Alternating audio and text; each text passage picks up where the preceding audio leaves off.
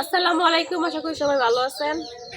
আজকে রান্না করা মেজে চাল ডাল একসাথে করে বোনা খিচুড়ি। আমি কিন্তু এই জায়গায় খিচুড়ি রান্না করার লেগে পোলাওর চাল নিছি আর সাথে ডাল নিছি। আমি কিন্তু চাল ডাল একসাথে করে খুব সুন্দরভাবে ধুয়ে নিছি।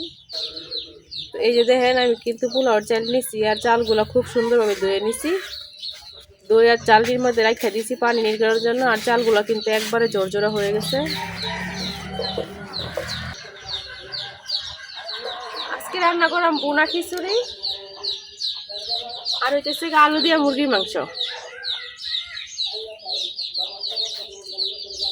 পুরো ভিডিওটা দেখতে তাই আশা করি ভালো লাগবে। এখন আমি রান্না করার লেগে চুলা ধরাইলাম। আমার চুলা ধরানো কিন্তু হয়ে গেছে। এখন আমি কড়াই বয়ে দিতেছি।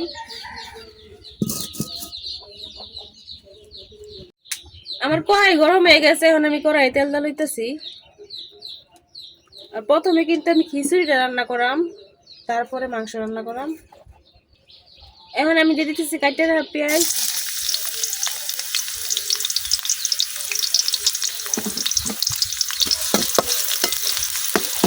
এখন আমি পেঁয়াজটা কিছুক্ষণ ভাজা দিলাম। এখন আমি দিয়ে দিলাম কিছু আস্ত মশলা, জিরা তেজপাতা মাঝখান দিয়ে চিরা দিয়ে দিলাম।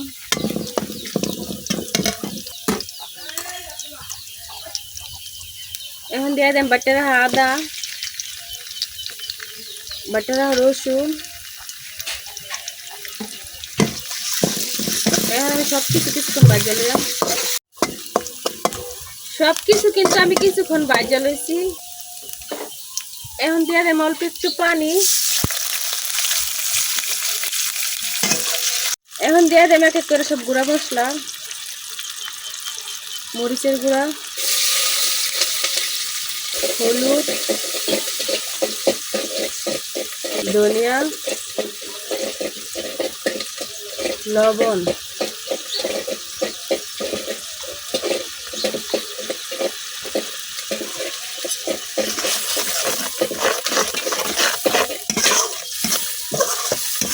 এখন মশলা কিছুক্ষণ কষাই নেন।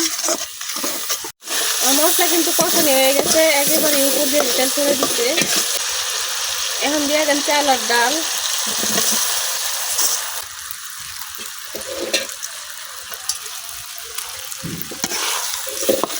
চাল আর ডালের সাথে মশলা আমি খুব ভালোভাবে মিশাই নিলাম।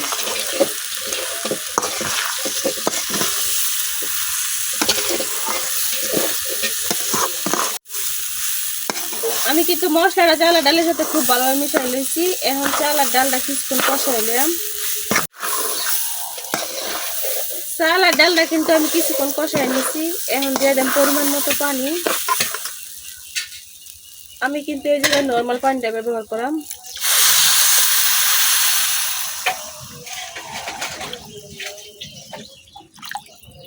আপনারা চাইলে গরম পানিও দিতে পারেন।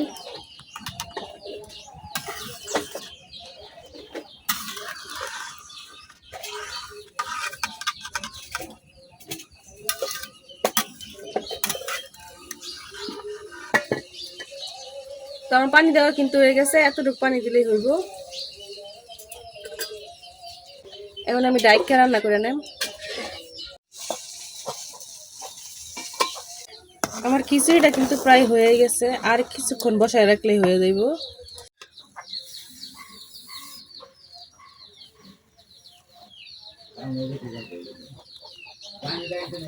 তো দেখেন আমার চাল আর ডালটা কিন্তু খুব সুন্দরভাবে সিদ্ধ হয়েছে। তো আর কিছুক্ষণ আমি বসায় রাখাম, তাহলে কিন্তু একবারে সুন্দরভাবে পারফেক্টলি হয়ে যাব।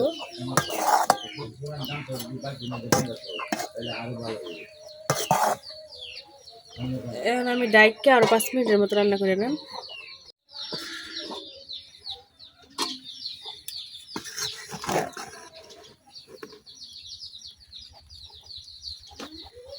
আমার খিচুড়িটা কিন্তু হয়ে গেছে। এখন আমি নামাই নেম। সবকিছু কিন্তু একবার পারফেক্টভাবে সিদ্ধ হয়ে গেছে।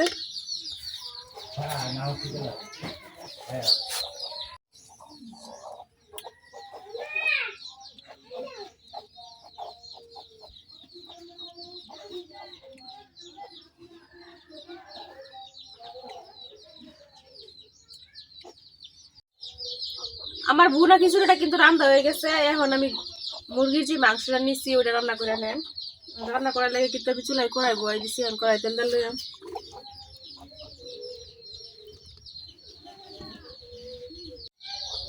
তেল কিন্তু গরম হয়ে গেছে। এখন আমি তেলের মধ্যে দিয়ে দিতেছি কাটে নেওয়া পেঁয়াজ।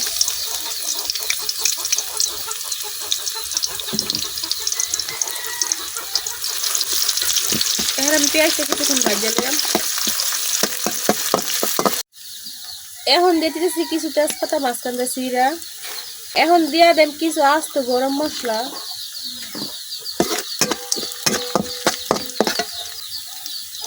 দিয়ে দিতেছি বাইটে রাখা আদা, বাইটে রাখা রসুন। এখন সব কিছু কিছুক্ষণ ভাজা নিলাম আমি। আদা রসুন পেঁয়াজ আমি কিন্তু খুব সুন্দরভাবে ভাজা লইছি। এখন দিয়ে দিতেছি একটু পানি। পানিটা না দিলে কিন্তু মশলাটা পুড়ে হইব।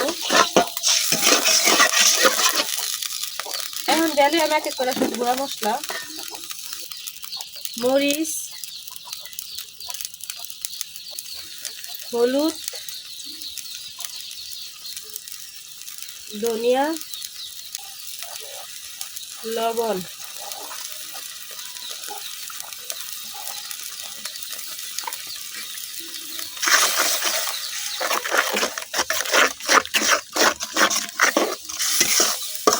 এখন মশলাটা কিছুক্ষণ কষাই দিলাম। মশলাটা কিন্তু কষানো হয়ে গেছে। এখন দিয়ে দেব আমি মাংসগুলো।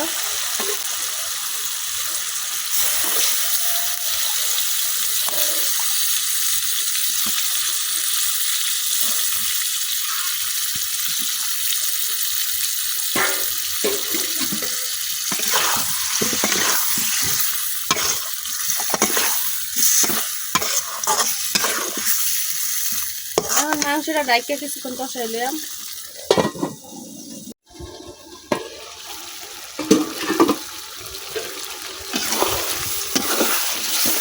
আমার মাংসটা কিন্তু কষানি হয়ে গেছে। এখন আমি দিয়ে দেব পানি।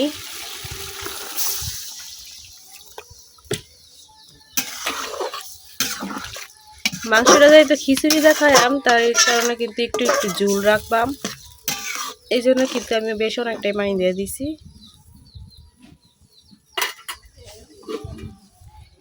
এখন ডাইকা রান্না করে নেব।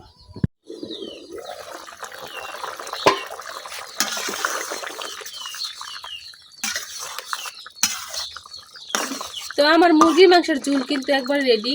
তরকারিটা কিন্তু হয়ে গেছে, এতটুকু ঝুলি থাকবো। এখন আমি নামাই নেম।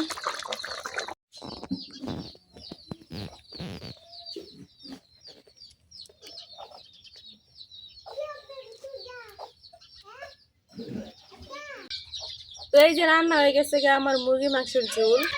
মুরগির মাংসের ঝোল আর এই যে ডাইলে চাইলে বোনা খিচুড়ি। পোলাওর চাল দিয়ে খিচুড়ি রান্না করলে কিন্তু খাইতে অনেক ভালো লাগে। তো আমরা গ্রামে যারা থাকি তারা কিন্তু সবসময় আতপ চাল যেটা আছে আওলা চাল করি আমরা, ওই আওলা চাল দিয়ে রান্না করি। তো আজকে ঘরে ভাবলাম যে পোলাওর চাল যেহেতু আছে তো পোলাওর চাল দিয়ে রান্না করি। তো দেখেন, তো শীতের সকালে বোনা খিচুড়ির সাথে যদি মাংস থাকে তাহলে কিন্তু আর কিছু লাগে না। শীতের সকালে কিন্তু খিচুড়ি বা অন্য কিছু হইলে খাইতে অনেক ভালো লাগে। তো আমি তো শীতের দিন বোনা খিচুড়ি রান্না করে ফেলাইছি। তো আপনারা কে কেউ বোনা খিচুড়ি রান্না করে খান নাই অবশ্যই কমেন্টে জানাবেন। তো আজকের ভিডিও এই পর্যন্তই। সবাই ভালো থাকবেন, সুস্থ থাকবেন। আল্লাহ হাফেজ।